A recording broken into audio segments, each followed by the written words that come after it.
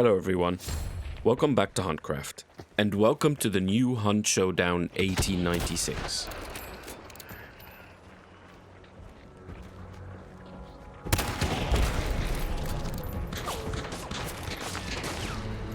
The new event, Scorched Earth, gave us 3 new weapons, or at least let's say 2 variants and 1 new weapon.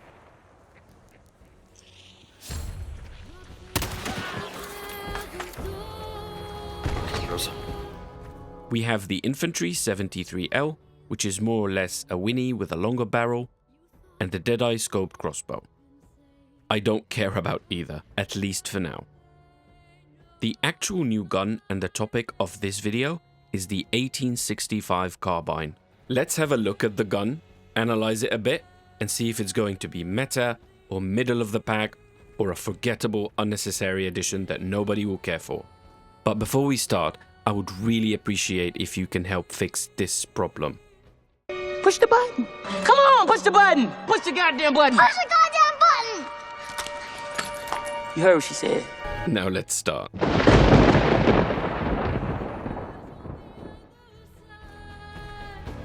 This gun is a large slot medium ammo gun, which means it's competing with the Centennial, the Vetterli, and the Cyclone.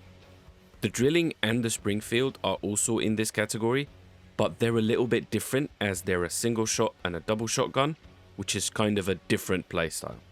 So let's compare the stats first. The main outstanding stat is clearly the fact that this gun slaps in terms of damage. 145 is quite high. Actually, it's the second highest damage gun in the whole game after the Sparks. Well, and the shotguns, but that's a different range category. But then we can see the price we pay. It's the worst cycle time out of those 4 guns. And the worst bullet velocity too. 340 is quite low. Let's look at the damage drop-off chart. We can see the Carbine here is like the boss, sitting on top of the other guns. It maintains pretty good damage for as far as its bullet drop range. The main advantage for this higher damage is the double tap range for this gun. It can double tap people up to 100 meters. That's wild. And if we move to FMJ, all 4 guns get bumped a little bit, maintaining higher damage at longer ranges, and that beast can double tap at nearly 120 meters. Here, for example, with the Vetterli, this is about 90 meters, double tap and no kill. And again, this is roughly 100 meters, double tap and no kill, because I'm doing about 65 damage at that range, and that's if I hit the upper body. Now with the Carbine, this is 65 meters, double tap and he's dead. And this one with FMJ, and it's 115 meters, and I potentially did 75 damage finishing that guy off, instead of tickling him if it was any other medium or compact ammo gun. But we cannot ignore the punishment you get with FMJ. You pay a hefty price in bullet velocity. It goes down to 272. What the hell? That's a bullet you can outrun. The Carbine benefits from Iron Eye, which improves its effective fire rate. But like all guns in this category, they do still have an intentionally distracting animation between shots. So recentering isn't supposed to be easy.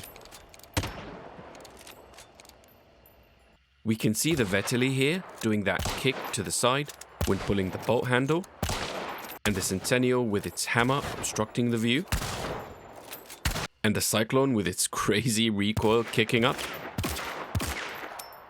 But the Carbine swings to the side similar to the Vetterli, but being the worst cycle time, it just feels much slower.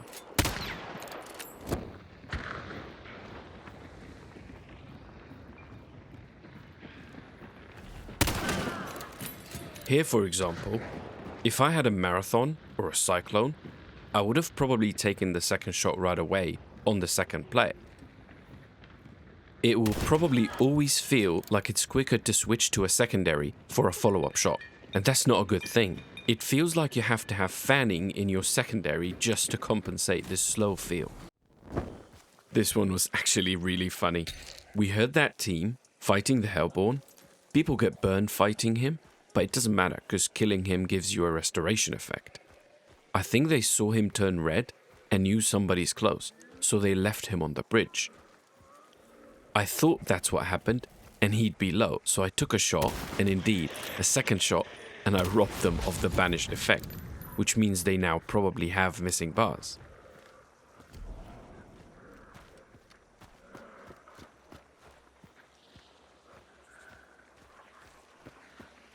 And here you can see how slow the FMJ bullets are.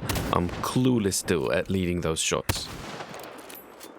I'm trying to open with my frag so that my carbine shot will be the finisher. This guy clearly was missing bars because he died to a frag, which doesn't do 150 damage. You can check out my bow guide here in the link above too. Now with this guy, I missed my frag, switched to carbine, and as soon as I missed the carbine shot, I panicked and switched back to frag. Frag missed too, more panic, and then I switched back, finished the rest of the damn animation, and luckily he missed, and also luckily he got one shot because of the high damage, and only because he was missing a burnt bar. It's really stressful to play that gun at anything less than mid-range. So let's compare the effective fire rate for all those 4 guns, given they all benefit from Iron Eye except the Cyclone. And you can check out what I mean by effective fire rate in my Lamette video in this link. We'll go for 7 bullets, as that's the Veteli's full mag, and I'll fudge the Cyclone to make it look as if it's shooting 7 bullets instead of 4.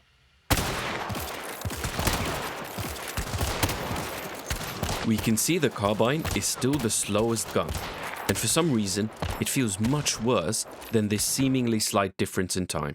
And for special ammo, the Carbine only comes with FMJ. And FMJ got effectively nerfed with the recent update, as it used to increase the kill range for headshots, which is now infinite range for all types of guns and bullets. Clearly the velocity is really where they tried to balance or punish this gun for being so damaging. It's also cheap, only $70, but to be fair, balancing a weapon by price is no balance at all as far as I'm concerned. In conclusion, I think this gun feels and sounds nice to handle, and it has the advantage of being so damaging, but other than that, it got nothing positive going for it. It's harder to lead shots for base ammo, let alone FMJ, and it's harder to get a quicker follow-up shot if needed. The damage and slow cycle time put it in the sniper/long range category, but the crippling bullet velocity takes it out of that category. So what the hell is it? I don't think its pros outweigh the cons. Well, sorry, the one pro doesn't outweigh the cons. So I don't believe this gun is going to be meta or even popular long term. Unless obviously Crytek buff it a bit somehow. They did the same with the Cyclone, which is still not that popular of a gun. Well, I hope you enjoyed the video and found the analysis helpful. Have you unlocked the gun yet? Please let me know in the comments what you think about this gun and if your conclusions are similar or if you have a different perspective. Also, please check out my last poll, as that will be really helpful in deciding some future content I might be making. Thanks again for watching, and please remember to like and subscribe. See you in the next one.